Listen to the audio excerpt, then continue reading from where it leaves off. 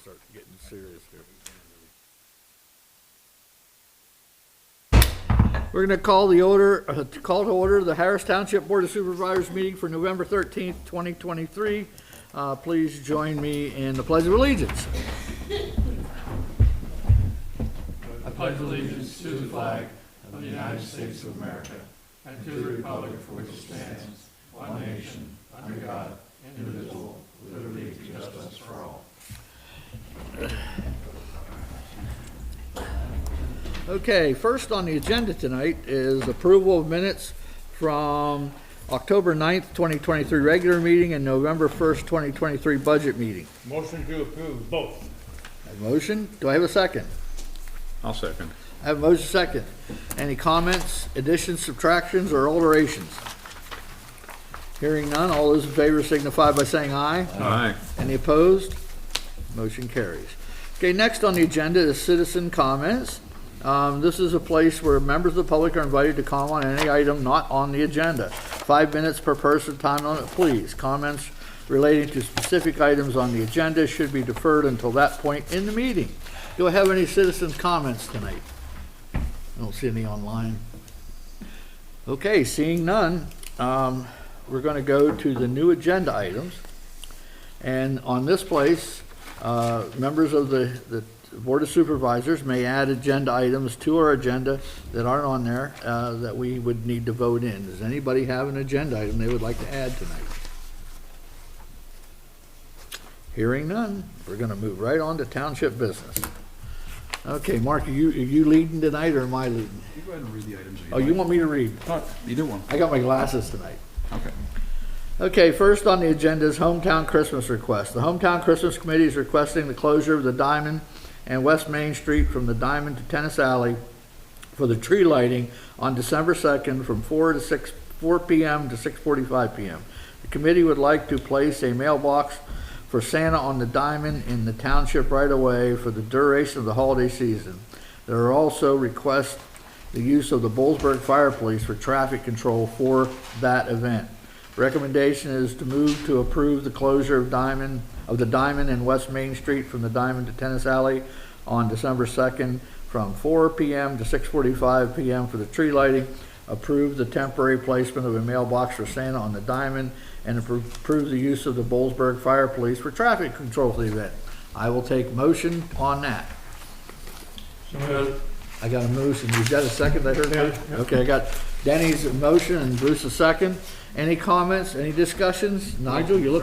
What's that? 4 p.m. Yes. There's still going to be a few school buses rolling through the Diamond after 4 p.m. till at least 4:15.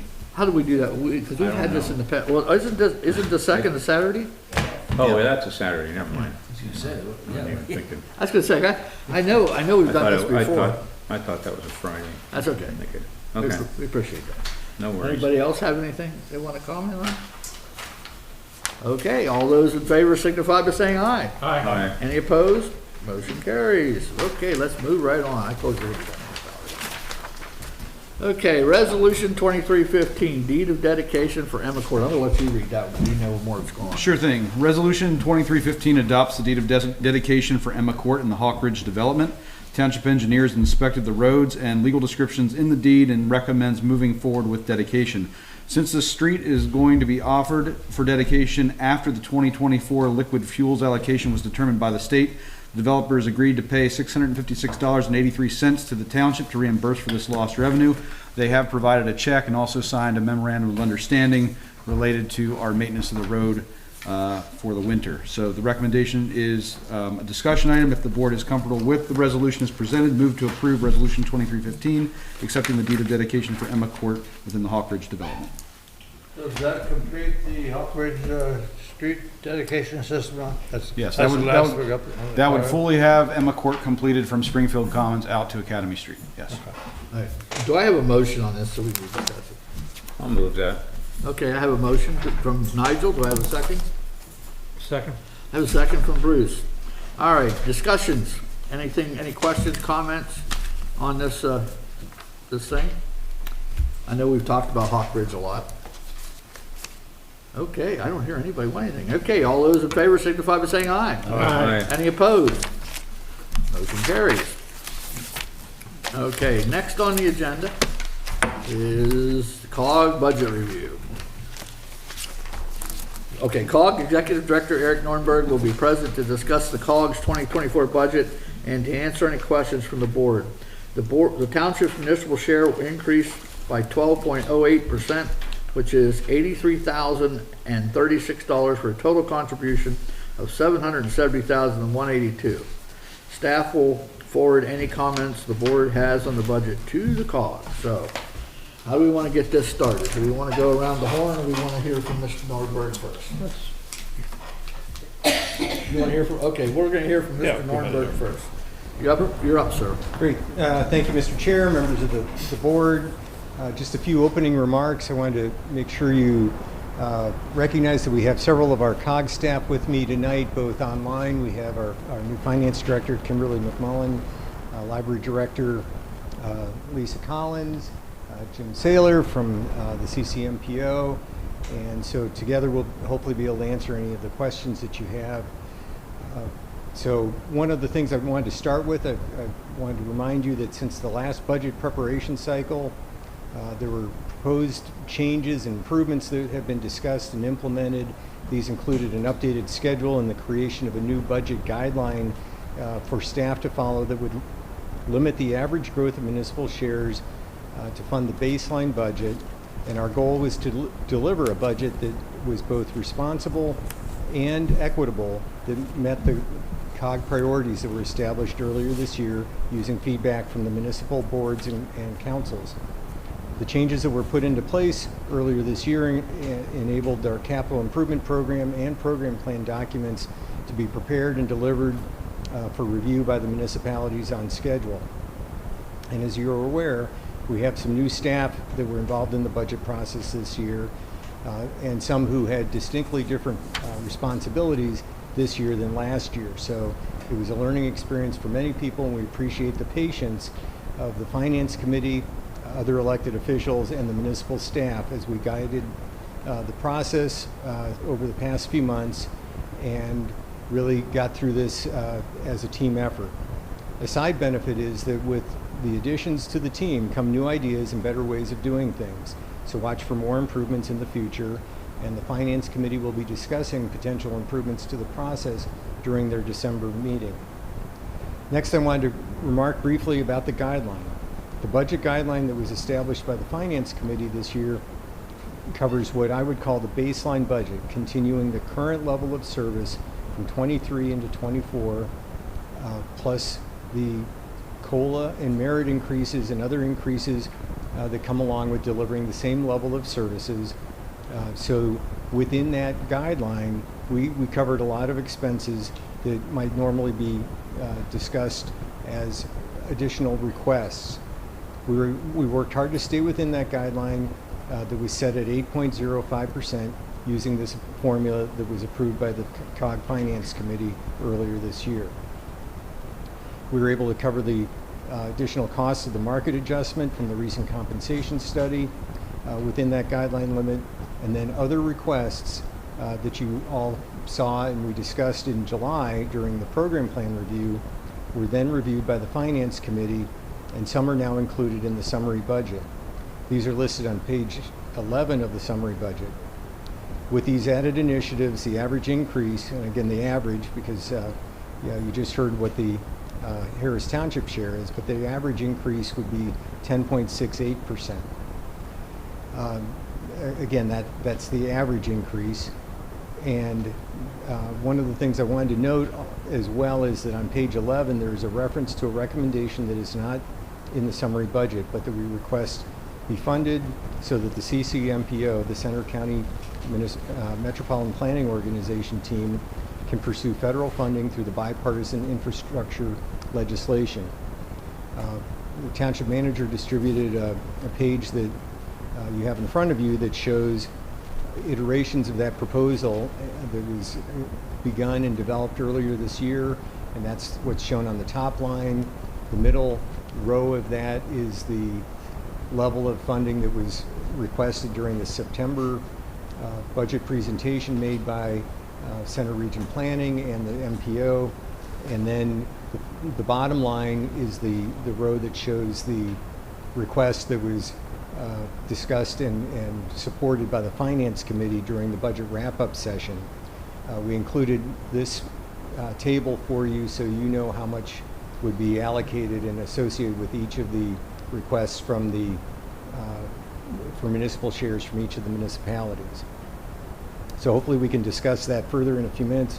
And as I said, Jim is here to help answer any questions. So just to wrap up, your Finance Committee representative, Supervisor Graham, may have other comments, but he sat in and participated in all of the budget review sessions, and we appreciate his help and service on the Finance Committee. And so with that, myself and the rest of the team will be ready and able to answer any questions that you might have. Thank you very much. I simply take back our recommendations and my instructions to the You don't have anything you want to bring up those? Nothing right at this point, no. All right, anybody here want to start? Danny? I've got a couple of notes. Okay, go ahead.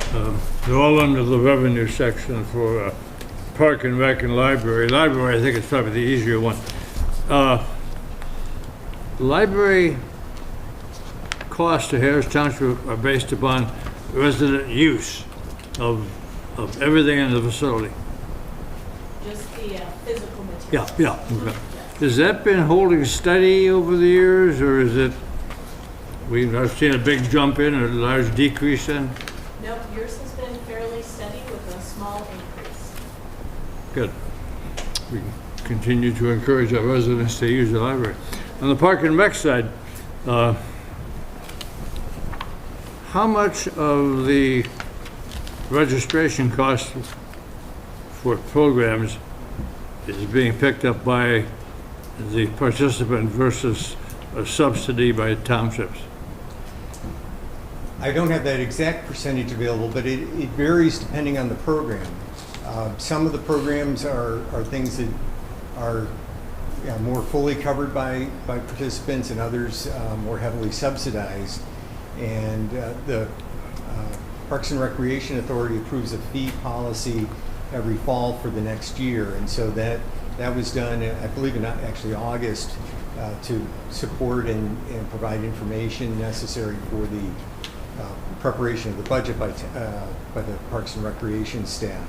One of the things that was discussed with the authority at that meeting was the need to create more of a structured revenue plan going forward, so there was more guidance and expectation that was clear from the Parks and Recreation Authority, but hopefully as well from the elected officials as to what level of revenue needs to be generated by different types of programs.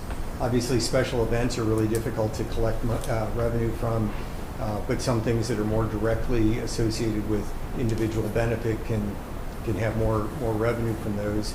And so we're looking to continue to drive that revenue generation for our programs, but still also building the scholarship program and other subsidies that might be necessary so that everybody can afford to participate. So the authority comes with a recommendation to establish the registration fee per program?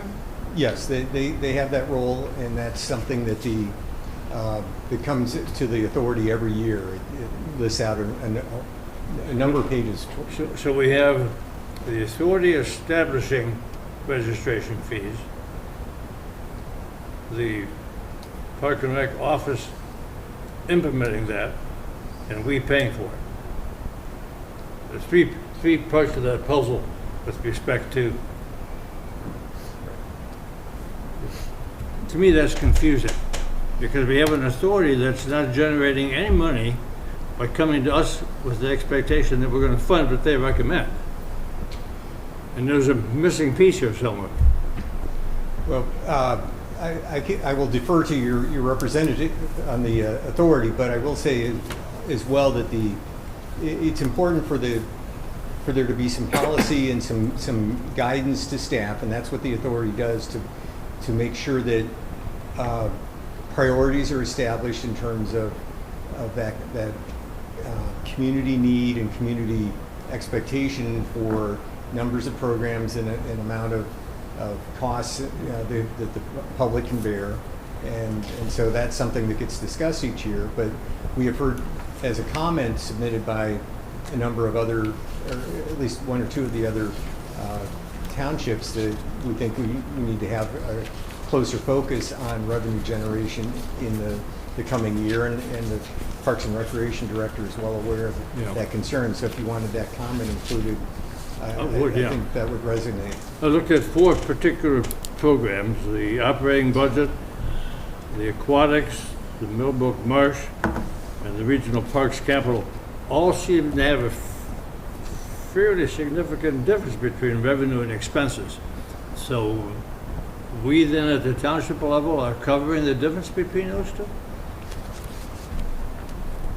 That's how I read it, yeah. Well, in terms of aquatics, generally, most years, and I don't have this off the top of my head, Kimberly may have that available. Aquatics in most years, the operating costs are fully covered by admission fees.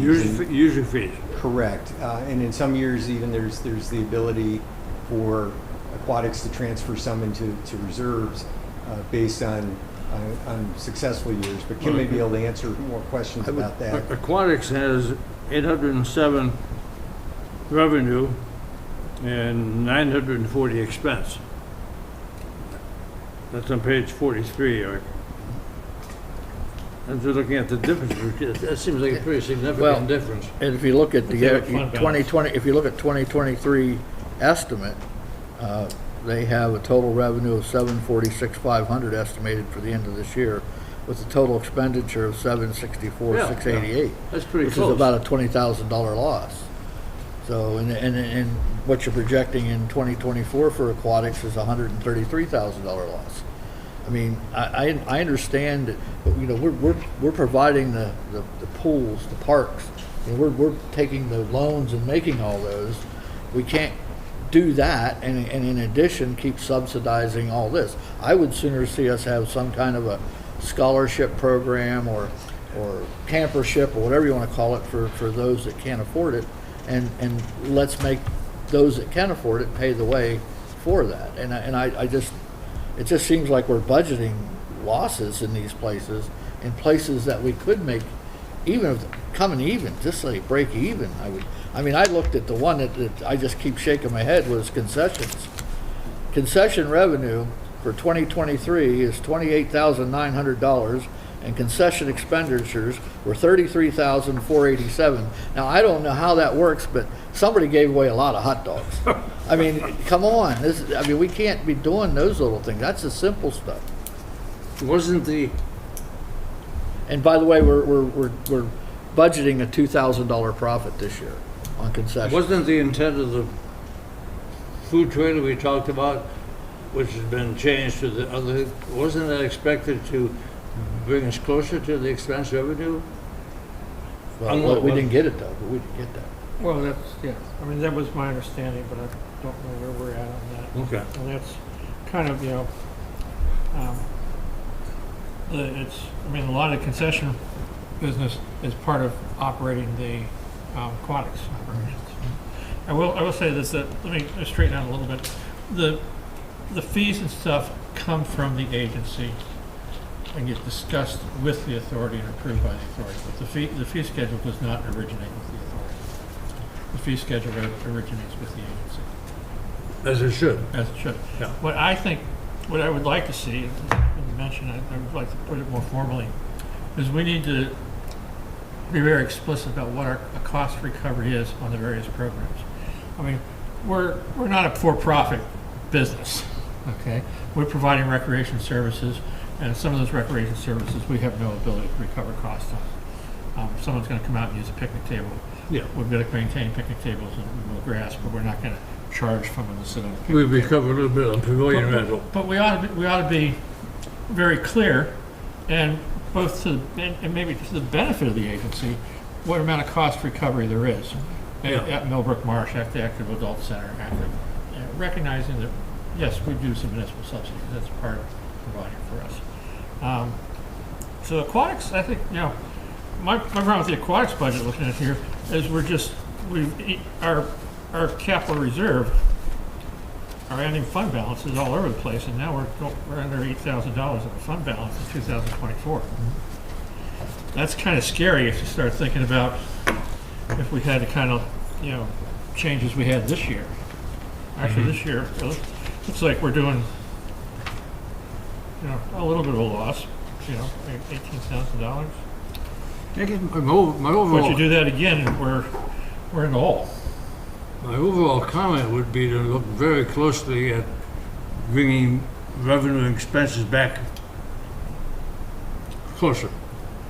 So we don't have the wide spread, which the spread falls on our shoulders. Well, and again, I for myself, I want to see it be explicit.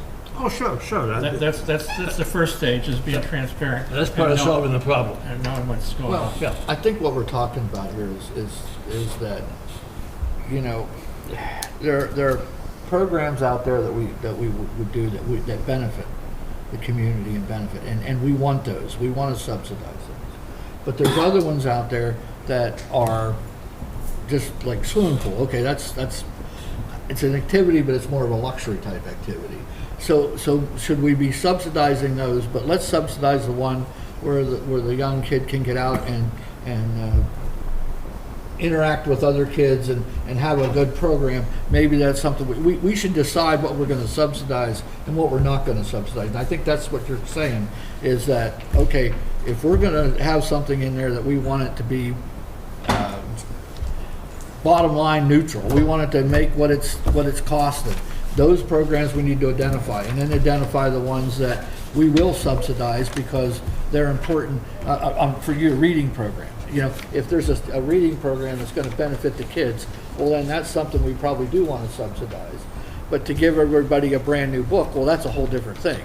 So I think we need to have, maybe send that message to the agencies that's what we want them to look at, is, what's there that are meaningful that we should need to subsidize, and what's there that are, for lack of a better term, luxury items, I guess, is what I'm trying to say. On the Active Adult Center, the revenue of $141,000, is that county contribution? Page 45? Yes, I believe that's mostly coming, That's it's not entirely, but the other revenue category is mostly the county normally the contract. county kicks that in through the Office of Aging. Correct, and we have one more year on that 3-year contract, and then that'll be up for reapproval. Contract with the county? Correct. It's a 3-year arrangement, and it's based on a number of criteria, but we sit down again probably April or May to start negotiating that. For Is next that year. based upon the regional base of the participants at the center? The center region residents versus countywide? That's a factor, but there's also, they also take into account the cost of the lease and the amount of staff and staff-related expenses that are associated with operating the center. And we got a fairly decent cost on the lease. It is Because of substantial. the available space in the mall. Correct. They give us a decent cost, yeah. Yeah. I think my last general thought is, has the Park Authority ever thought about changing to a general state authority, separating itself from COG and operating as the UAJ and the Borough Water Authority, a freestanding? Problem being, I was going to ask you. the Water Authority has the ability to collect fees to cover their costs Yeah. in entirety. All right? The parks do not, without the subsidies from municipalities. Can't that be changed in the Authority? The Authority Act tells me it can be. But where were they going to get the money from? Are they going to do half as much? They're going to face the same obstacles as the other authorities are with respect to meeting budget.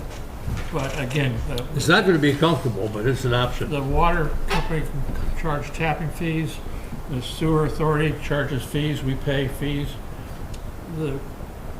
And they can cover 100% of the cost. Parks don't have that ability to cover 100% of their costs for the services we're offering now. And nor would I argue that they should have to cover 100% of the cost. But again, let's be more transparent about what proportion of their budget is being paid by municipalities, by cost recovered by fees and stuff like that. There are park authorities operating in Pennsylvania. I'd like to have someone look at that as an option for a different model. That's my comment. And I'll just make a quick comment that the Parks and Recreation Governance Special Committee has been meeting for about not quite 2 years now, and its initial set of recommendations and findings will be shared with the General Forum later this month, and the General Forum will be asked whether the committee has been kind of on track, and I think the feedback questions like you're asking now about governance-related issues could be asked at that point, and feedback be given at that point. Totally different model than we operate here, but is done in Pennsylvania. Okay, thanks, Frank. You want to go, Nigel? You have anything you want to comment? Just, yeah, the thing I'm most interested about is, what are the primary drivers of the increase that's going to put us up 12.08? 12.08, so 12%, but overall it's 10 point something. So again, each department, you look through it, all has a pretty good, pretty average increase for, around that percentage. So I'm just curious what the primary drivers are. Well, as I mentioned in my opening, there's the 8.05% guideline, which covers that portion of that increase covers inflationary cost increases, utility rate increases, those kind of things, as well as the cost of living adjustment for staff. Those normal increases, the first phase of the implementation of the classification and compensation study that the General Forum approved this summer, those sorts of things. So those were within the baseline budget, and then what was increased, or excuse me, added after that is what's listed on page 11, and I'll mention a few of those. The first obviously doesn't directly affect this township because it includes adding firefighters for the Regional Fire Protection Program, but then there's a small increase for Center Region Planning for an AmeriCorps position. $7,500 was added. There's a savings in Center Region Planning for adjustments based on the reduction in needs for 3 of the townships, including Harris, that had a reduction, so that's a savings of $63,000. We have a $12,000 addition for the local match for a PennDOT grant to develop the long-range transportation plan, which we're required to do. There's a full-time staff assistant that was discussed in July when I was here for Parks and Recreation. That will be shared between the Center Region Parks and Recreation Administration Office and the Active Adult Center, so that there's coverage to support the programs and activities at the Active Adult Center when maybe somebody's on vacation or they need extra staff out there to support those activities. There's a change that would fund a facility support specialist for maintaining the facilities at Millbrook Marsh Nature Center with the addition of the second phase for the Spring Creek Education Building. There's more to maintain along with the Welcome Center. And so while it's a change to add a position, it's only about a net $2,000 increase because there'll be a cost savings in what has been contracted out. And so the site and facility maintenance that this person will do will be only about a $2,000 increase. We also have some savings in delaying the facility project manager position until May, so that's a $33,000 savings. So there were some adds and some deductions. I think the Finance Committee took a really close look at this and tried to see where we could save a bit here and there by delaying hiring positions or delaying filling those positions, that sort of thing. But really the main drivers were some of the things I mentioned earlier, and then talking about these additions. You also have to keep in mind, and I'm sure all of you have served a long time on the board, so you recall that the there's the variation that drives the change in the COG formula each year. So while the 10.68% was an average, things like population growth or change in income tax or property values will cause one township to go up or down a little bit. Finally, one of the things that is in a limited way starting to impact all of the other budgets, and Lisa can talk a little bit about this, is the withdrawal of Half Moon Township from the library program. So there was the loss of revenue from Half Moon Township. That's partially offset by the support from the Library Foundation and service reductions that impact Half Moon Township, but there'll be some increased costs that is passed on to others to keep things at the same level. But if you have more questions about that, Lisa can answer that. Hopefully I covered a bunch kind of off the top of my head and based on what was in here. Yeah. Now, I don't remember, I should have looked into this earlier, but so the overall payroll increase, because of the reclassification or adjustments to some positions, what's the overall, do you have a figure for the overall percentage payroll increase from last year to next year, this 23 to 24? Kim may have the percentage increase, but because I don't know what that was exactly, but as part of the phased approach of approximately $50,000 is happening this year across the board, approximately $100,000 in the 2024 budget, and then another $100,000 phased in into 2025. So I'm not sure if Kim has a percentage increase or not, but I'll see if she raises her hand and chimes in to let Mark know. Does the budget reflect not filling the assistant executive park director? Was there a proposal to add a position? There is a proposal to add a position. Has that been pulled? There was a $100,000 slot, wasn't it? No, there was the assistant director is the position that Christie formerly had, and so we've been interviewing for that position. Actually, this week we have interviews, so we're refilling that position because of the workload there. But there was a proposal for a program coordinator that was not recommended by the finance committee to move forward, so that's not showing up in the budget. Okay. There's also a part-time seasonal position that's in for mowing and grounds care at the Whitehall Road Regional Park, because that'll need to be cared for next year. So when we bring on the new facilities, we have to take care of them. Is any of that task shared with the Oak Hall Park maintenance mowing crew, or do they do one, or does each park have its own? There are some that move back and forth, but there'll be essentially one full-time staff and a part-time position that will be almost entirely dedicated at Whitehall, but then they'll support each other as mowing needs and prep for soccer matches and games and things like that. And we have that at Oak Hall too, don't we? Have one person sort of dedicated to it. Very similar model, and there's storage there so that some of the equipment that shouldn't move back and forth and is specialized to that facility can be stored there.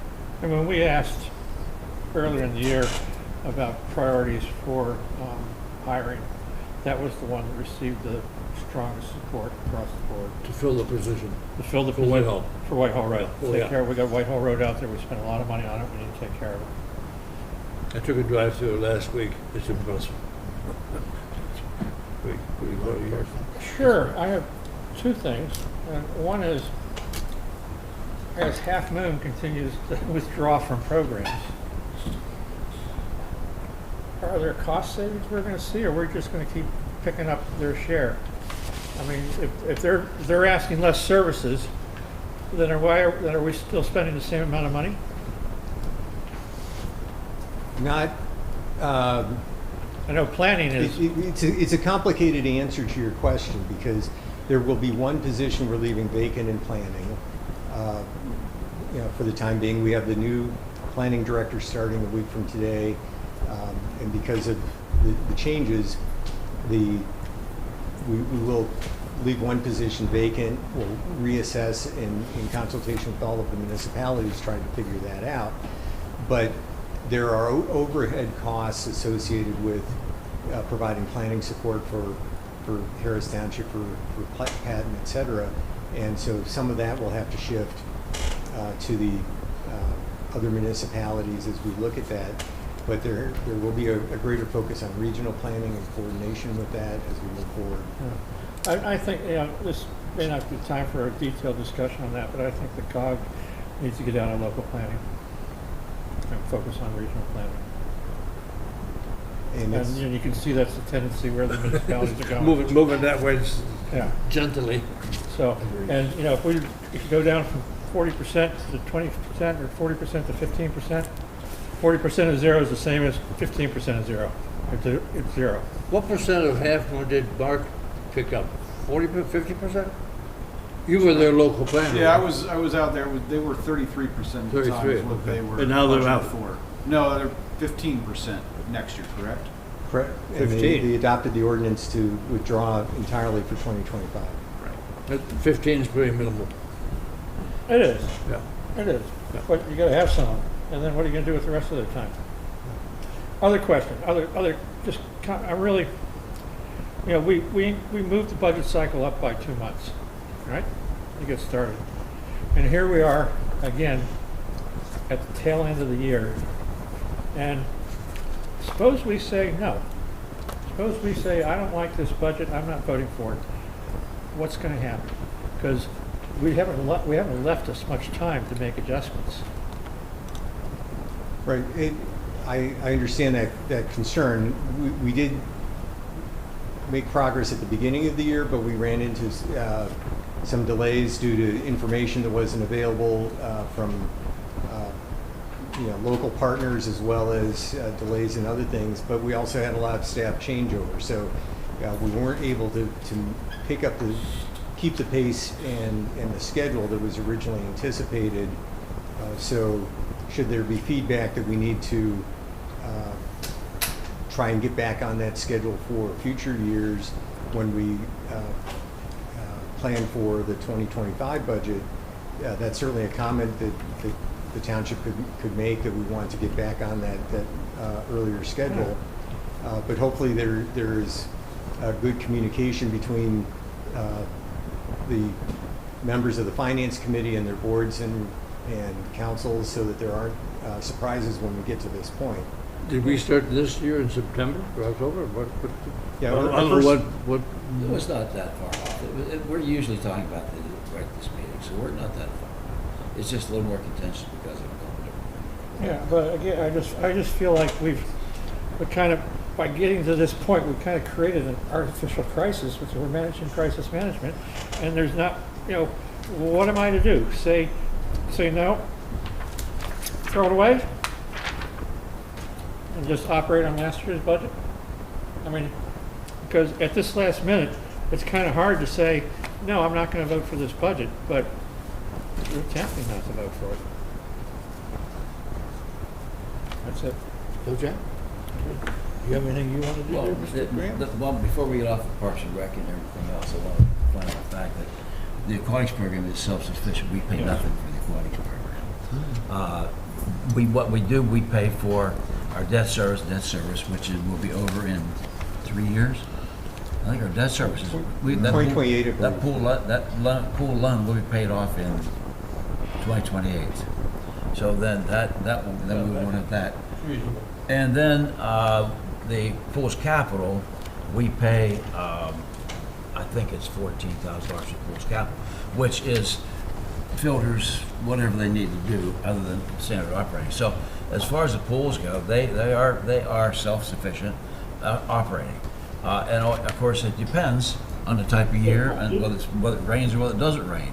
So we don't know, but they are projected to be self-sufficient. We pay nothing into that for this year. That is our aquatics program, which works very well.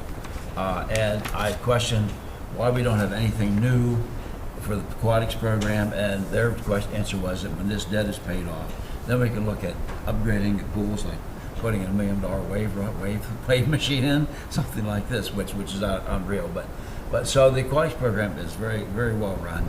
We probably, they're getting older, and our capital cost may go up over a few years, but they're completely self-sufficient. They have a good year, they have a good concession stand, they will make money. And other years, they have contributed to pay the principal down. Not in the last few years, but a few years when they first started, they were helping pay into the principal. So we got away from that. We instead of paying in the principal, they used that for the capital program. So aquatics are pretty smooth. The first question Denny arose about the cost of the programs. I think that we need to next year insist that we find out how they decide the cost of these programs. I agree, we don't know. For instance, I just happened to pull up. Let's go with yoga in the park. It's residents are 55, non-residents are 83. My suggestion was that we increase the disparity between those two, and non-residents should pay more because we have money invested in this. And I think at 55, we don't know whether that is what the cost of that program is. It may be the cost of the program, but not the cost of overhead. You need to find that out for next year when we do the budget, what the cost is. They've probably never been questioned on this. I would ask the question over the years. Well, that's what it was. So I think one suggestion would be to suggest that with the non-residents, which don't pay into the program, don't pay into capital, that go up a little higher and help offset the cost of that. Is there an operating difference for non-Center Region residents to participate in the adult active stuff, or is that a flat rate for everybody? But What's that? the participant in the adult active I don't know. center? Well, for instance, the one I just have right now, Yoga in the Park, residents pay $55 and non-residents pay $83. So I would suspect that non-residents pay $110. I don't know what that number is, but I think as a non-resident, they're not supporting any of our programs. But on the other side of that, we also have scholarship programs. If someone can't afford it, that's a different statute altogether. If they can't afford it, we have money set aside for that. But I think the falling under the fees are probably important. We have 1,500 waiting people to get in there. So we know that these are popular programs, and adjusting the price I don't think would hurt us too much. That is something for the next year's budget review. I would suspect if we did a different registration cost at the adult center, the county would become involved in not allowing that because of the federal funds. Correct. I saw passed from Washington, so.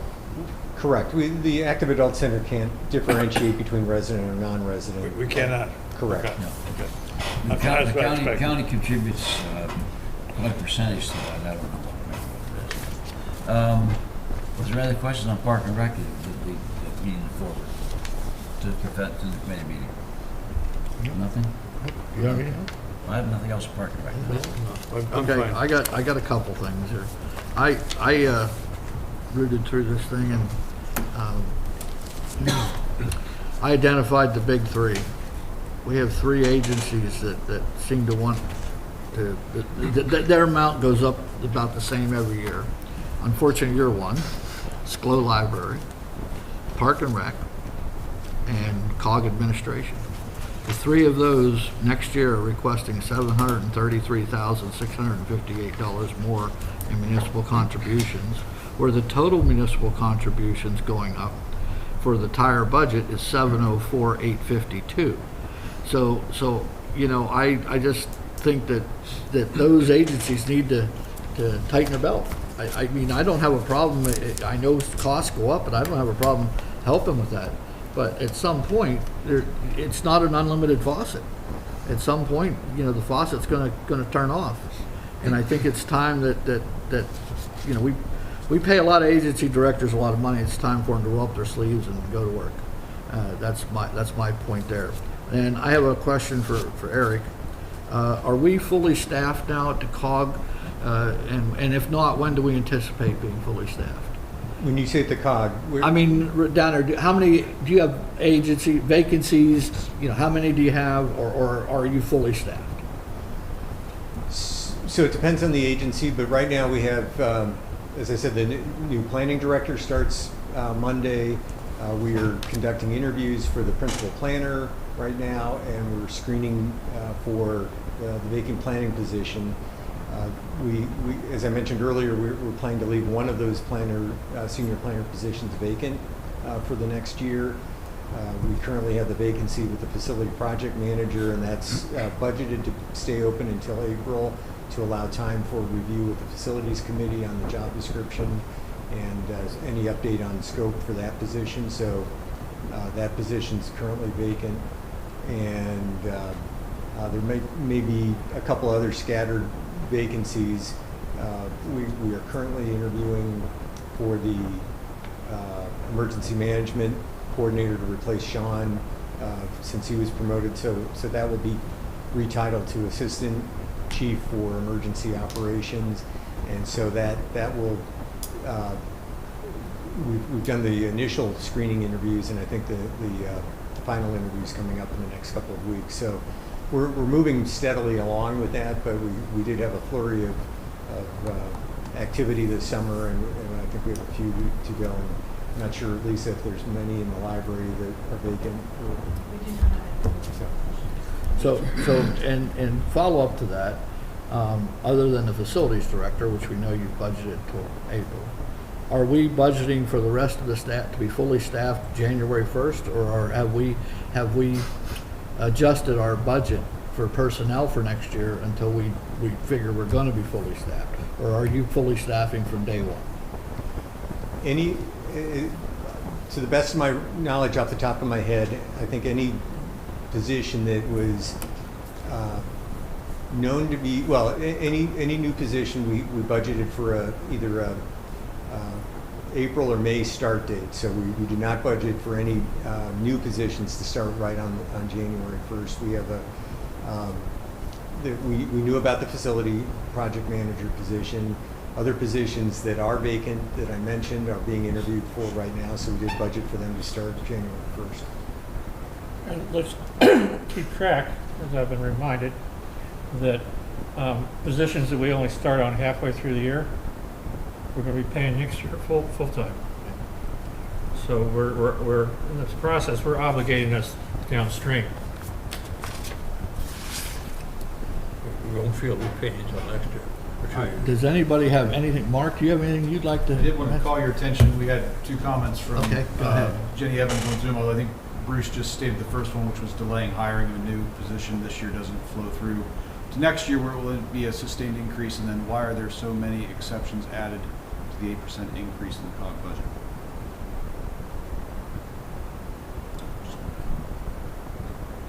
You want to answer that? Jenny clarified that. Yeah, Jenny, what were you when you said that? You could unmute there. What was your Yeah. what do you want to tell us or ask us there?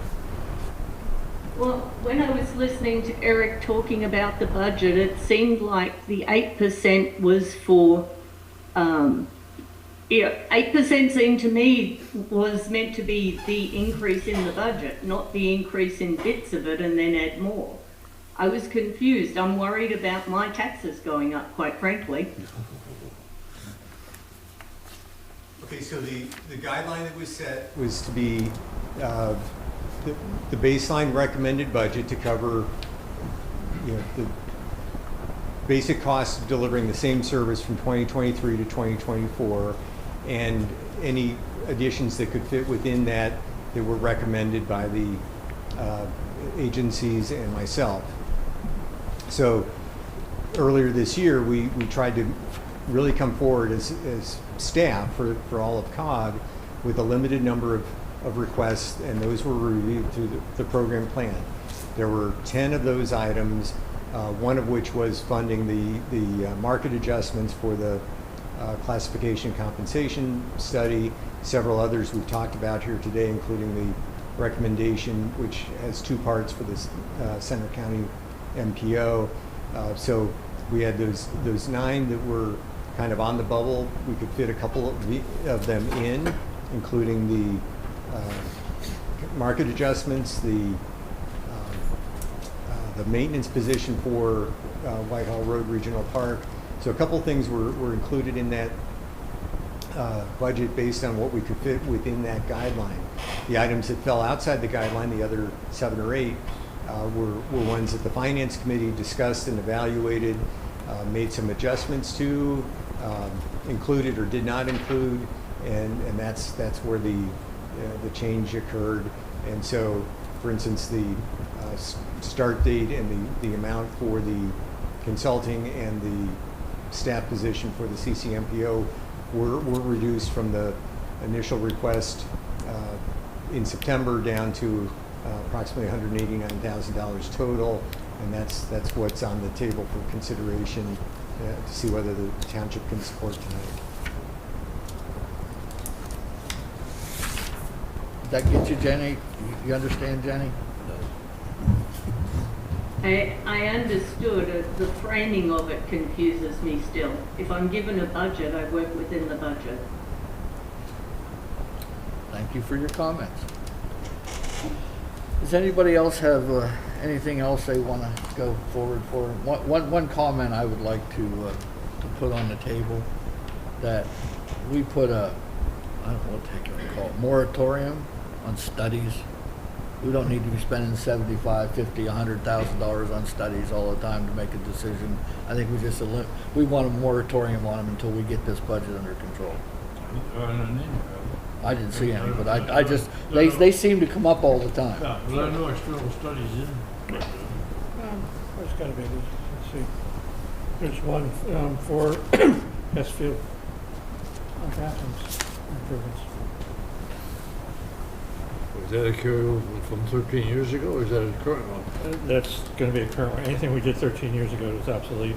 5 years ago? I've still got the original plan.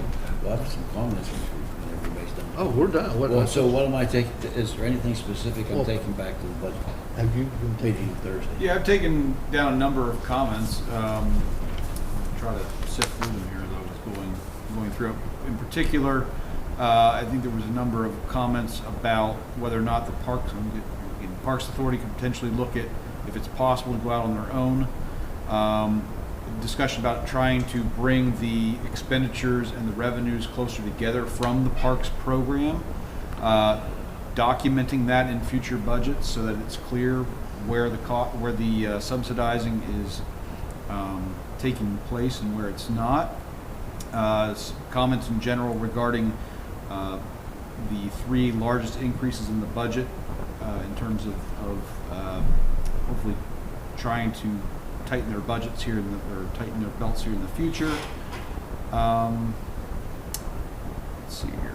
I think those were the major ones that I captured. Yeah, I'm going to listen to the Wednesday afternoon. to CNET again, and I'll get Okay. a letter put together in case I happen to miss anything. Those were some of the major. I just have some general observations. We know that we're offering the best programs available to our clients, to our taxpayers, to our people who use it. We have to do it the most efficient way, of course, but costs are going up, and we have to figure out how to control that. But in the future, I think we need to look at our overhead, which is our staff, that has gone up in the last 3 years, like 70%. I forget what the figure was. We have to level that off. We have to kind of control the overhead, because that's what kills you. It's not the actual operating of these programs; it's the overhead, which is what is necessary, which is accounting and all that. We do have information now. For instance, I would hope that the next year's budget would present we know how much janitorial cost us over the year. We know how much some of these things cost us. We've always been on each individual program. We need to get together. Janitorial, ready? Janitorial. We spend $400,000 on janitorial. Around that, I don't know the exact figure. That can be brought in-house. I think we need to look at that. Either put it out for bid or bring it in-house, one of the two. That is an overhead cost that we could control. The other thing is that I think we need to look at. The library itself is becoming very, very expensive to operate. We demand a lot of services. One thing I would like you to look at next year is the library itself is owned by the trustees, and I'm concerned that we are putting money into that library. The building is not ours. We're projected to put $100,000 into doors into that building, but it's not our building. And I think we'd like to look at that. That type of thing is expensive. So normally, we've got a new finance person. She's doing a wonderful job. She's come up with some great suggestions. So I think one of those things we need to follow up for the following years. And everybody says the COG budget is out of hand. It's not out of hand. It just needs to be managed. And I can tell you, there's probably not a budget you can't cut 10% from if you wanted to somewhere. So that's it. Is the library foundation similar to the park authority with respect to? It's the trustees. The library trustees are actually all municipal appointees. So the library trustees are your appointees from each of the municipalities. Who's the Harris Township one now? On Hood, it's Susan Trainer. Susan, yes. Yeah. Okay. So what we, the reason why that was set up that way was so that essentially, yes, you do have control over the library in that respect. So those library board representatives, could certainly and do make recommendations to keep costs down and to live within the COG parameters, but also within your wishes as municipalities. They do not have a revenue stream. The revenue streams that we have in addition to the municipal funding would also be our state funding and our county funding. So we are not entirely funded by the municipalities. The largest amount of our funding, though, does come from the local municipalities, which also is represented on the Library Board of Trustees. And your fundraising. And our fundraising. Which you do a fine job of. Exactly, yes. Well, we do the great library job. foundation, the trustees, the deed says trustees, so the trustees, the library is owned not by the COG, it's owned by whoever the trustees are. So that is, and the library foundation has a lot of money. Well, the Library Foundation does have funds that are set aside that equal the upcoming capital costs that we will have. Yeah. So that's, we're not holding money just to hold money. We have set aside funds strategically based upon a facility audit in order to pay for upcoming, the building's 20 years old, roof, HVAC, all of those big expenses are coming. So it's all very much dedicated and strategized for that, so that you won't have us coming to you for that large roof repair, for example. The doors wear out when they keep being used. The doors keep being used. Yep, exactly. You want the door used, but you don't want it to go out. So how do you win? Yeah. Mark, I think one other thing that we talked about to go in the notes is the difference between resident and non-resident fees. Yep. And that applies both to recreation, that it could apply to the library. There may be other places where that is worthy of review. The library has a problem with that. We do. Yeah, so we don't charge anyone to walk through our doors. And part of that is because in addition to being funded by the municipalities, we're also a state-aided public library.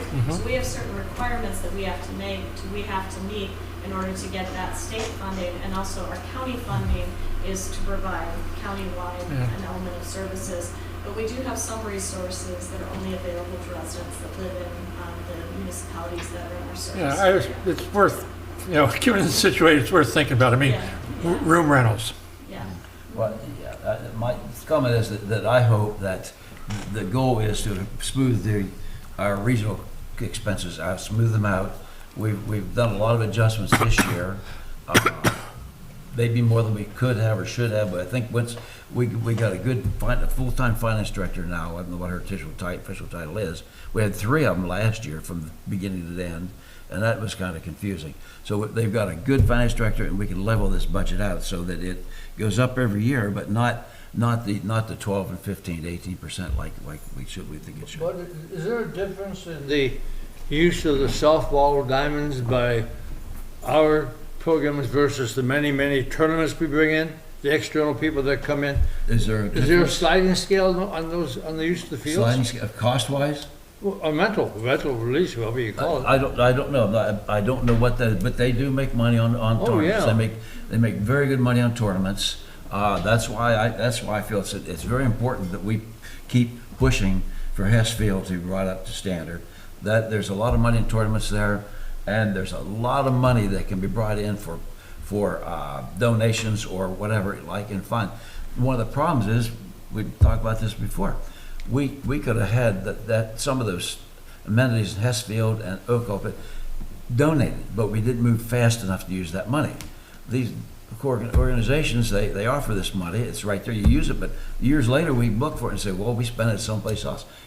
When we get a chance to do, for instance, sell 4 by 8 sheets of signs at Hessfield or something, we should do it right away rather than stop and think about it 3 years later. Oh, it's too late.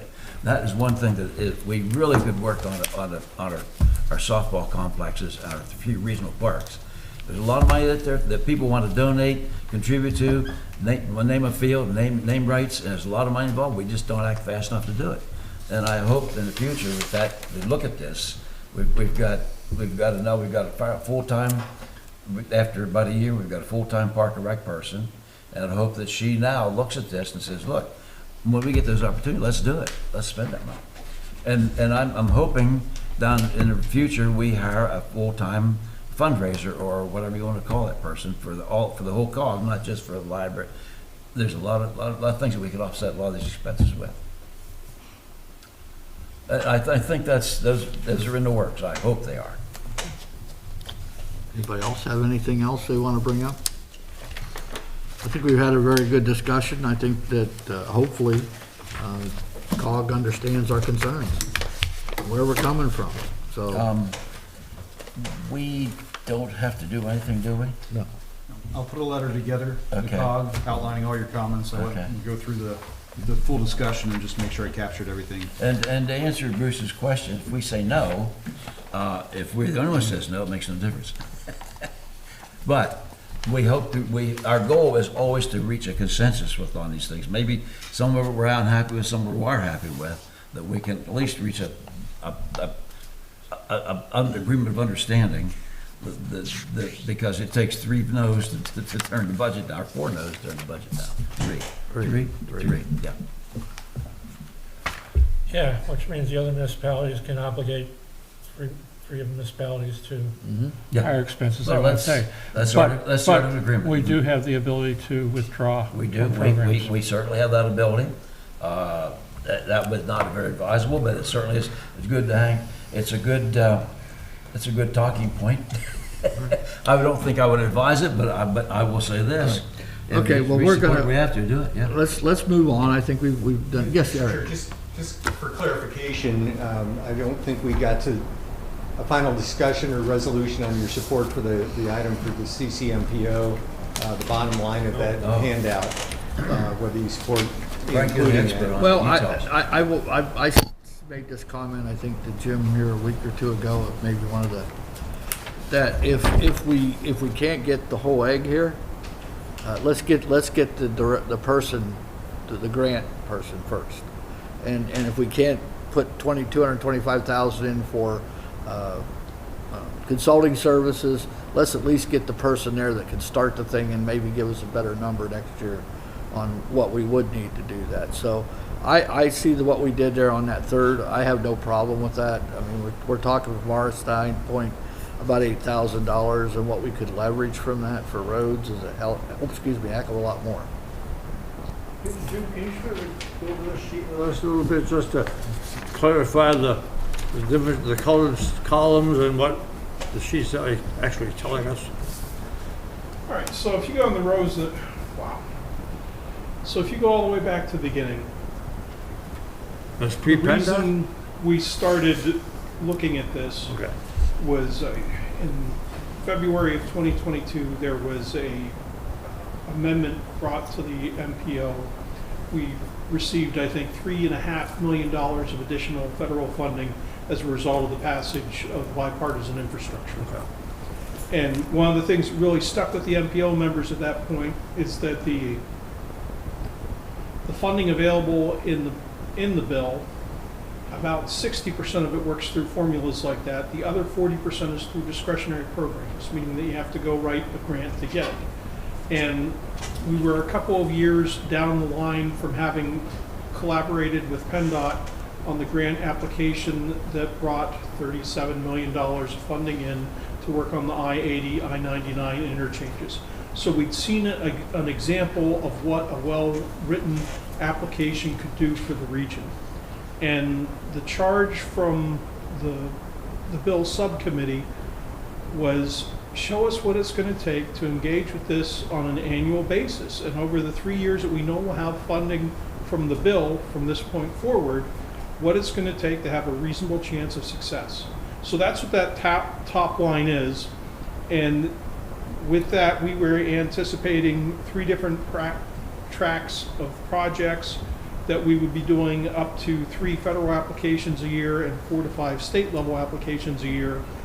But if we carried that out for 3 years, we were pretty confident that we'd have a level of success.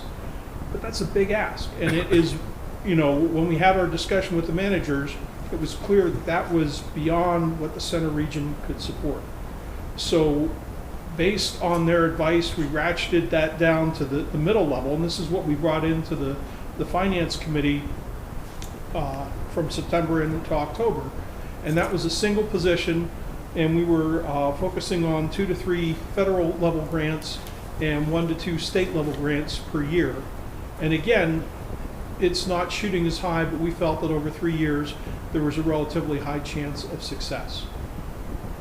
Through the wrap-up session, we were advised to walk that back a little bit more. And that's where we came to that bottom line, which is the request that accompanied the budget. It's a position, and we're assuming that they wouldn't start until April 1st. So as Frank was saying, it's getting someone on board to oversee the process, help us sort through what the priorities are, what the available programs are, and then match up our priorities with the programs that have the highest chance of success. And coming out of that, put in maybe 1 to 2 federal applications per year, hopefully over the next 3 years. There's a line in there for consultant support. So like we did with the I-80 application, we think we'll need to have some assistance working on parts of the grant that you can't expect just any planner to come in the door knowing how to do. A detailed cost-benefit analysis, a detailed set of construction estimates for a range of different projects. If you're going in for a bridge program, you need a bridge guy. If you're going in for a technology program, you need someone that knows the technology. If it's flooding and resiliency, you need someone who can do the hydraulics and the fluid flow. So the reason we're asking to bring a consultant to the table is we want someone who will bring a team of experts, and then we can draw on, that deeper bench and bring the right person to the table for the projects that the NPO prioritizes. So it's a scaled down version, but we think there's a reasonable chance of success, and we'd like the opportunity to work through this over the next couple years and hopefully see the same kind of results we did with the I-80, I-99 project. So the expectation is that this consulting position would pay for itself? If you look at this from the big picture, yes, if there's a successful grant, there's enough transportation funding coming in to outweigh this. And again, you're working on projects that will have a cost-benefit ratio of over 1. But that money is going to come in terms of design funding and construction funding. It's never going to come directly back to the COG or back to the municipalities. But you see the benefits of the projects constructed, the decrease in construction, the increase in safety, and hopefully the overall lowering of costs. Can these kinds of grants cover overhead? On a limited, so the answer to that is going to vary by your program and the requirements of it. And are you going in for a study phase, or are you going in for the actual construction? I don't think that there's a program out there that's going to pay us for this position. I think it's pretty clear that if we're going to take this effort on, that's something we need to do for ourselves in order to hit on these opportunities. Well, there's another institution in the area that sometimes has an 85% overhead and pays for these kind of things, so good luck. Denny, to try to put this in perspective of what we're talking about, this is money in addition to what we already have. Oh, yeah. And our tip money. So there's billions of dollars out there. If we can't, let's say we've got to put an intersection in because of safety, and it costs $20 million, and we can't get it through something like this, we're gonna have to come up with it on our tip. So that means some other project that we needed on a road over here is gonna get postponed down 4 or 5 years. So this is additional funds that are out there and available that we're hoping to capture to do projects that will keep the numbers that we have now on our current path. That's what it's about. And there's quite, the leverage, the amount you can leverage is a lot more than what we're gonna spend. Is there a chance that we won't get anything? Absolutely, there's always that chance. But I think if we have somebody doing the work, I think we'll get some. Oh, yeah. It's nice to be covered overhead costs, though. It would be nice if they could, yes. What's the county, have you heard what the county wants to contribute? What we're asking from the county is in that column on the far right, the $93,641. Okay. That's more than I thought, okay. What kind of feeling are you getting from that request with respect to interest, no interest? So we haven't gotten a lot of direct feedback. Their budget will be shared out tomorrow after the commissioners' meeting for comment. At this point, I suspect that it's in it. We'll see tomorrow after it's released. Pick it up in the CD team. That's it. Okay. Thank you. We're good? Yeah. All right, thank you guys for coming. I want you to take over. Oh, good, you're my assistant. Take over for a second. I get it. Okay, we're all gonna take a break. Take a break.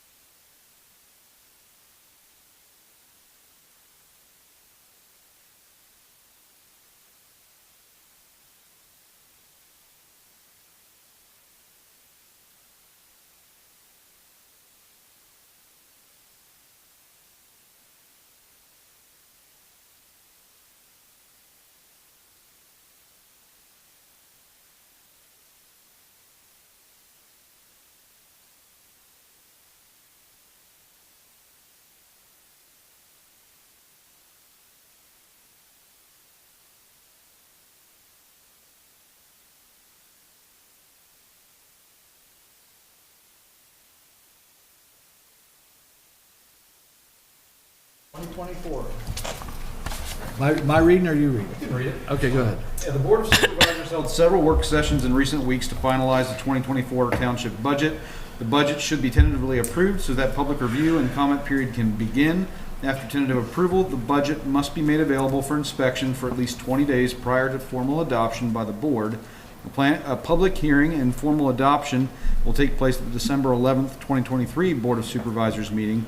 So the recommendation is that the board move to tentatively approve the 2024 Harris Township budget and schedule a public hearing and formal adoption of the budget on December 11th, 2023. So moved, sir. I have a motion by Denny. I have a second. Second. I have a second by Nigel. Any discussion on this one? I know we've talked about this the last couple of weeks. Anybody have anything that stands out or they want to, See what 20 days brings.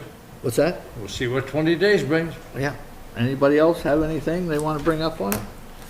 Hearing none, hearing nothing, all those in favor signify by saying aye. Aye. Any opposed? Motion carries. Okay, number E, Resolution 2316, adoption of the 2024-2028 Capital Improvement Program. During the November 1st, 2023 budget review meeting, the board discussed the contents of the 2024 to 2028 capital improvement program. If the board is satisfied with the final version of the program as presented, the 2024 to 2028 capital improvement program should be approved. So the recommendation is that the board move to approve Resolution 2316, adopting the 2024 to 2028 capital improvement program. Do I have a motion? So moved. I have a motion by Bruce. Do I have a second? Sure. Who said so? Second from Danny. Don't like quiet. Any comments or questions? There's on one it? discussion. Okay, go ahead. Probably not in 2024, but in 25 or 26. We need to spend some time and effort getting our streetlights straightened out. We have streetlight circuits that are burning during the day in front of the churches. Okay. We have streetlights that are still burning incandescent bulbs. What street lights you're talking about? Is that that's West Penn, right? No, decorative streetlights, the ones we Those are own. not ours. They're not ours. The fancy ones are ours. Well, they aren't. On Church Street? I don't think they're ours. Oh, yeah. We put them in. We put them in. We with charge a them. light assessment, and I believe we okay. are Oh, yeah. responsible Oh, to okay. repair them. They're still burning incandescent. The timing and the indicators are all screwed up. Some burn all day, some don't burn at night. That's Okay, the, didn't we do something with LEDs on some of these the other year? Well, No, we it's too talked expensive. about it. We ran into excuses, and I wanted to look at Watkins Glen because they use them. Corning uses them. LED streetlights, just like we have. Okay. well, they were like $300 a piece or something. I forget why we did. I don't know. I can't remember. I remember we talked never about it, said- but I don't remember what happened. We've never solved the problem. All right. So we'll put that on a 25 future. and I wrote it down. 26. Okay. Too late now to add it into the system, but it needs to be looked at. All right. Anything else? Anybody have any other things they want to talk on this? If not, all those in favor signify by saying aye. Aye. All opposed? Motion passes. Okay, now we're getting down to the nitty-gritty. Managers report.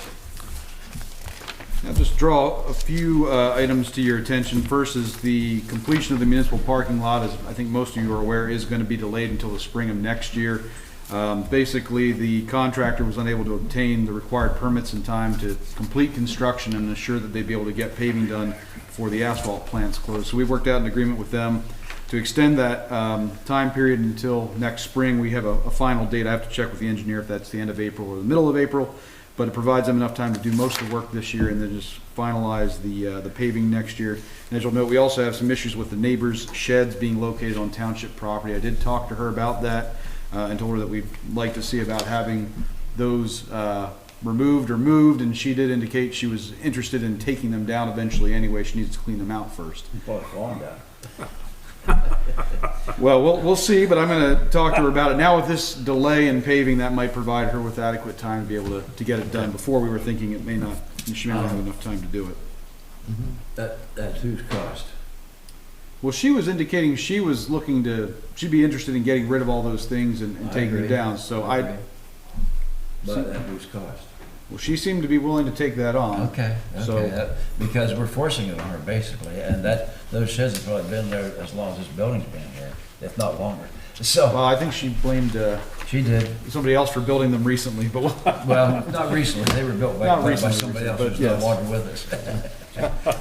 We know what that is. But my point is, if it's a great expense to her, we should look at that, because that really isn't a fair trade-off to put all that burden on her, because we decided to pave the parking lot. So that's, I don't know what the cost would be, but We can pay for the dumpster. We can Well, saw off I the don't part know that's that. on our property. But my point is, it's probably not fair to say to her, if it's in the thousands of dollars, to say, look, Yeah. because it wasn't, she didn't put them there, and she simply, as they were there long before she was there, so.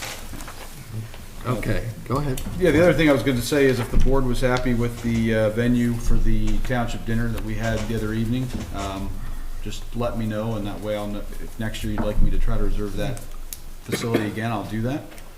But it was pretty well attended. well. Yeah, do we want it that early, I or do have we want one to do it a little question. later? Does the vacancy committee member get invited to that? It depends on who it is. Depends on who it is. Wait a minute, I thought we negotiated. Oh, we can negotiate that. How about number 4, Mark? Do you have any feedback on 4? The only thing, so the only thing I've heard back is Mr. Myers and Kay Wood did ask if the township could essentially act as a conduit to allow residents out there to contract for aerial spraying, with the township being the kind of the point on that, making the contract happen. So he was certainly disappointed that the results came in with such a low egg mass count, and it's expressed that his own personal property, it might be higher. And I believe Mr. Wilson, who did the study, said that, you know, this was a large scale sample, and he looked around, there's going to be some places with more and some with less.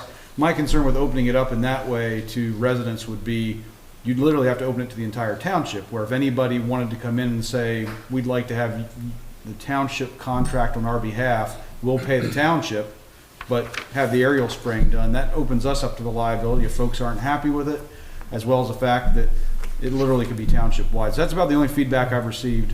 Well, suppose I don't want it on my property, Exactly. but my neighbors do.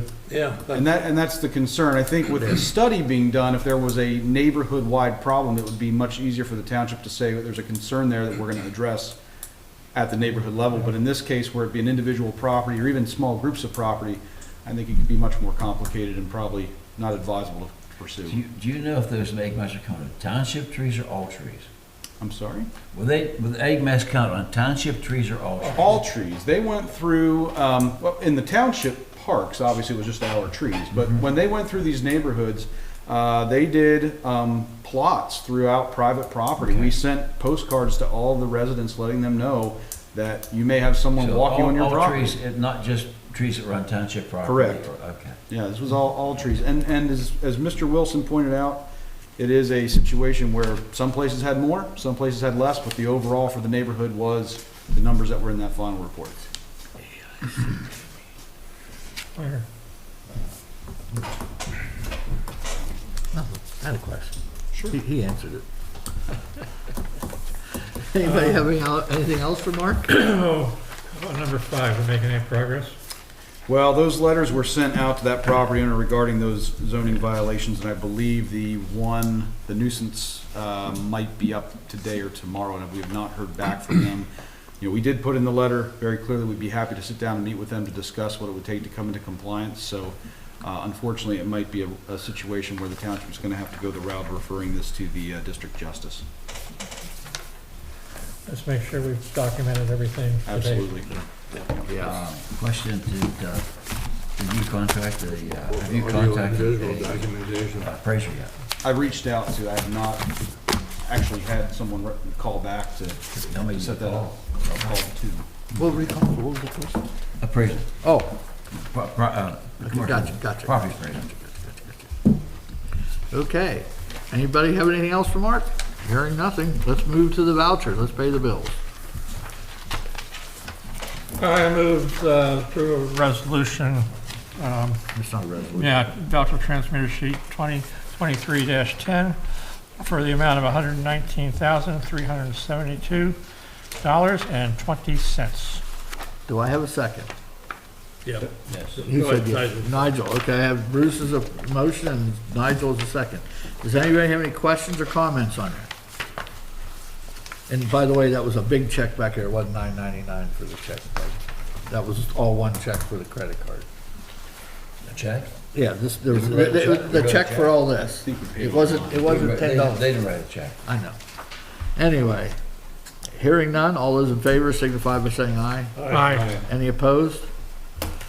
Okay, we're moving on now, by golly. Okay, we're gonna do COG committees. this could be quick. Executive committee, we meet next week.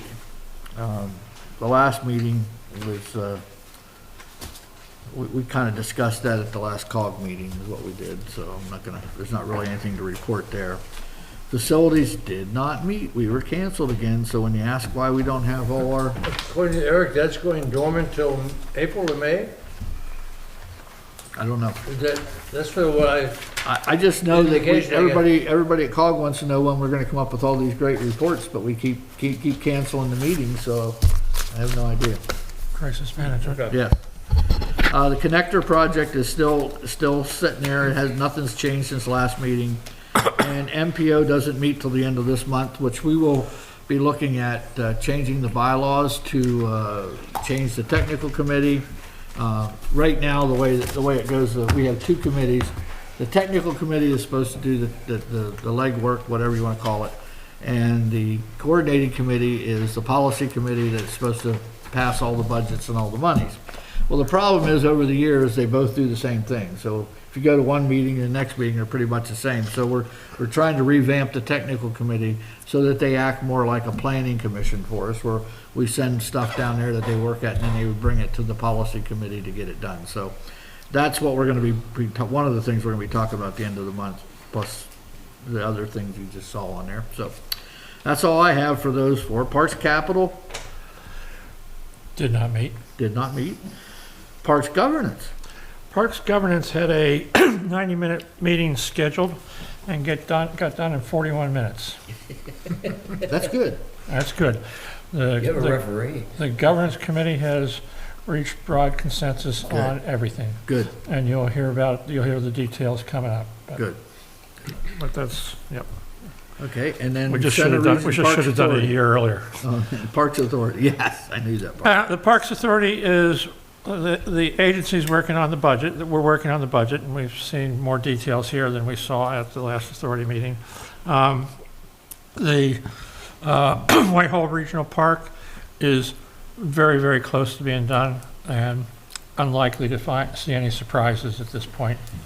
The Millbrook Marsh project is in better shape, and I will say that Millbrook Marsh, just in general, is they're the easiest part of the recreation agency to solicit outside funding for. It seemed to be.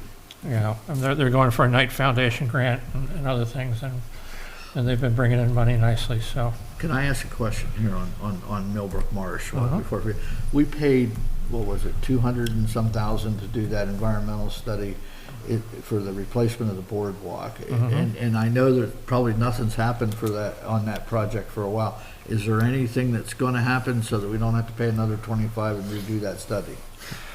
I don't know whether we'd be obligated to do that or not. So I do know that they are cognizant that they are going to have to raise money to do it, and it may have to be a phased project and not all done at one time. Anything else?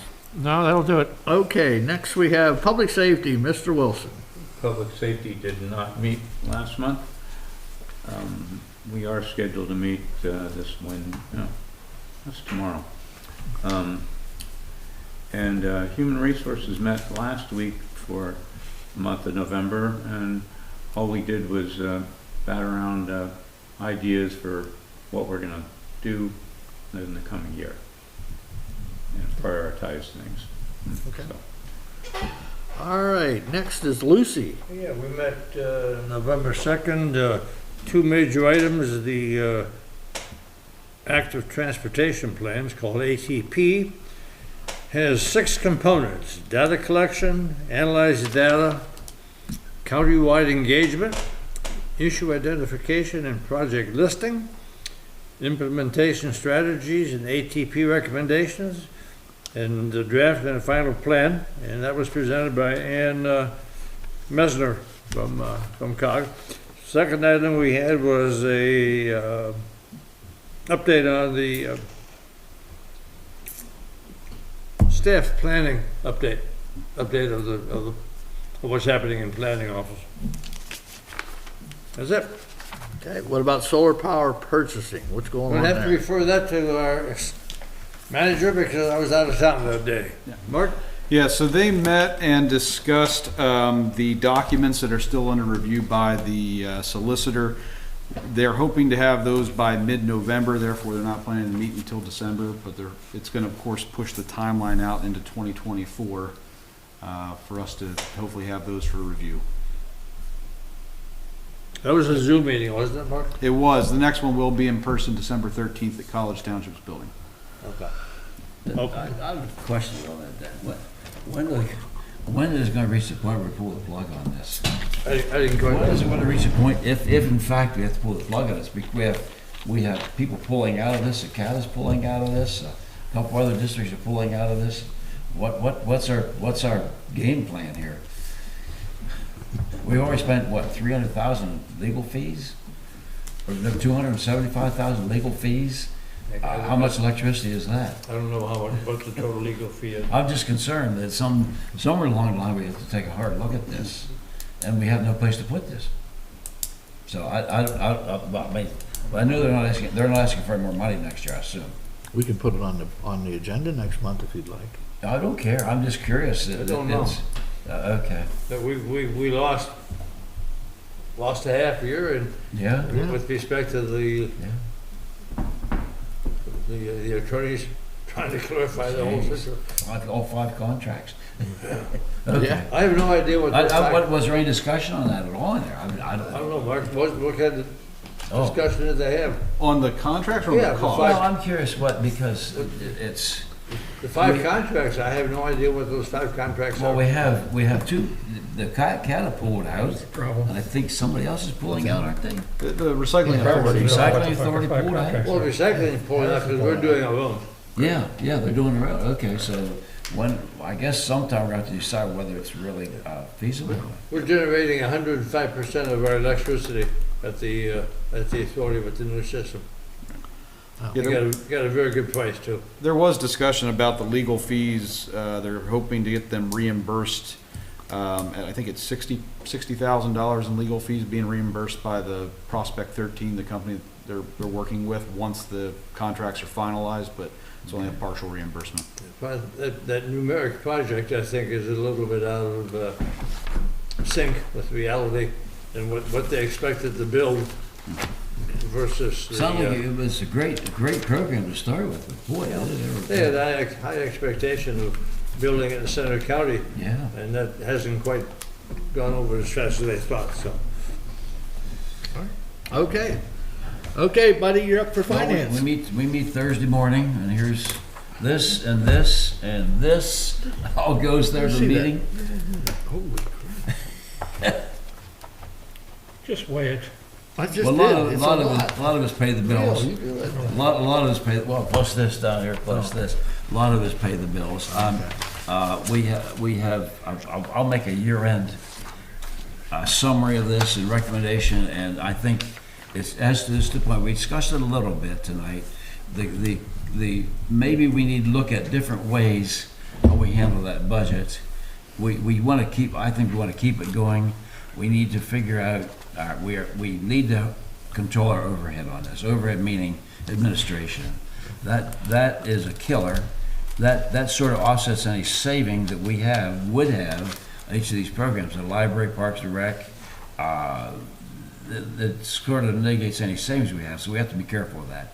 But I will say again, our 800,000, 600,000, so what is it? 700,000. That leverages $30 million worth of programs for the residents of the Center region.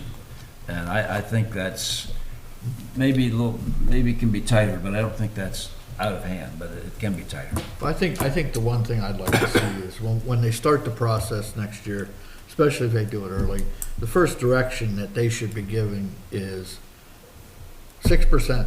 That's what we want the target to be for an increase. Oh, here you go.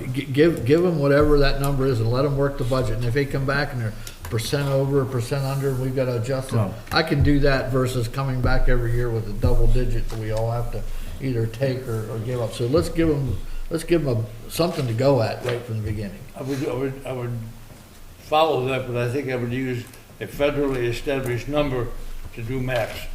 Whichever. CPI, cost of living increase, something that doesn't exceed double what Well, we're that's, getting into now. that is another recommendation that I think we're going to present, is that we standardize the COLA across the network. Now, for instance, we use COLA, which would be 3.3, but we're giving 6 point something to the center region, and I think it's, and we always told them they would get this. It's too late this year not to do that.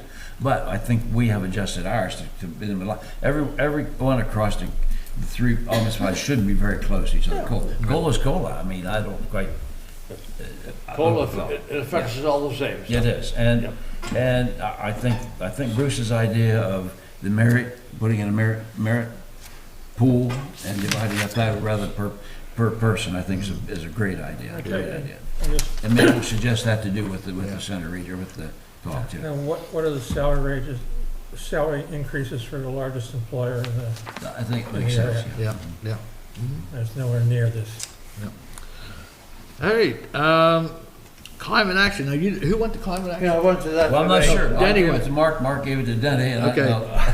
Okay, Denny, you will let you talk. Yeah, we met today, and the current contract expires March 31, 25, so we have a lot of time to put the new one together. Which, Interesting. refuge. Yeah. Oh, okay. Regional refuge contract. Major things we talked about today about additional services, optional things, billing, payment, bulk waste is going to change, bulk recyclables is going to change. Christmas trees will probably be dropped because there's only about a 10% use of Christmas trees in the area. Small bulk waste items, yard waste is going to be defined, leaf waste, grass clippings, brushes, branches, and there's a CPI adjustment built into it. So we'll see what kind of bids is being sent to the general forum Monday, as we passed today, and then will be distributed. I have an interesting proposal that I don't think we're going to get one company to bid on the whole thing. Well, they changed the process. It was a request for quote, reverse request for proposal, and this way they think they get more. They went to request for proposal, and this will give them more than just the solid waste or waste management's opportunity to bid on that. I still think they'll be the lowest bidder. If not, they'll break somebody's legs. And the waste recycling authority is ready to bid on a couple of them, depending on what kind of reply we get to these. Well, So- whoever we get, tell them we want trash cans for Whitehall Regional Park so we can return those I found some $3,000 $2,000. was working I'm out. They were telling you. wonderful. Well, interesting, the new contract is going to be requiring cart pickup That at was all one houses. of the options, yes. So the truck will come up with his arm and, They're already doing it at my place. pardon? They pick my can up every week. Well, if you got the right kind of Some, can. yeah, some I do. do. I get Yeah, some but- automatic. Well, you'll have a fancy can if the feasibility goes through. I doubt it will because it's going to be expensive. We even talked about the colors of the can, whether we would need the standard color.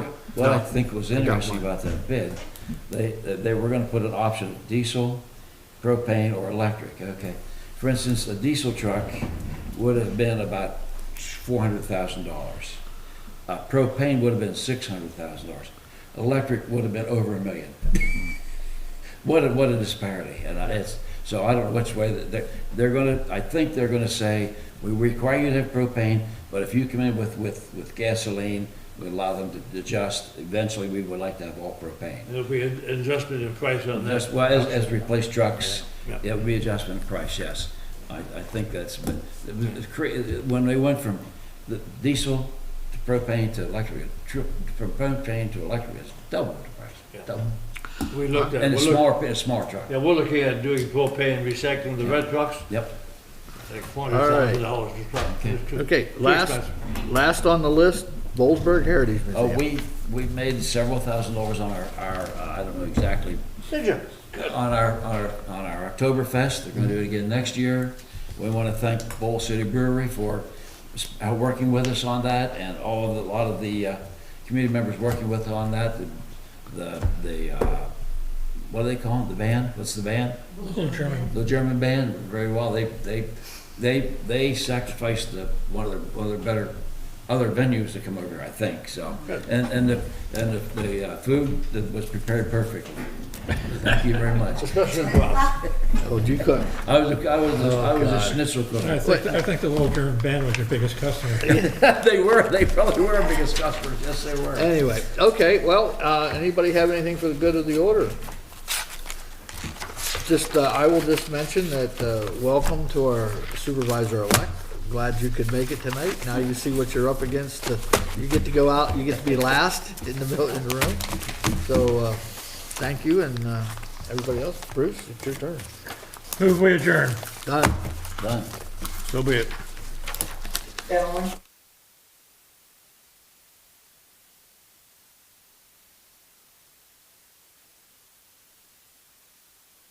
The sign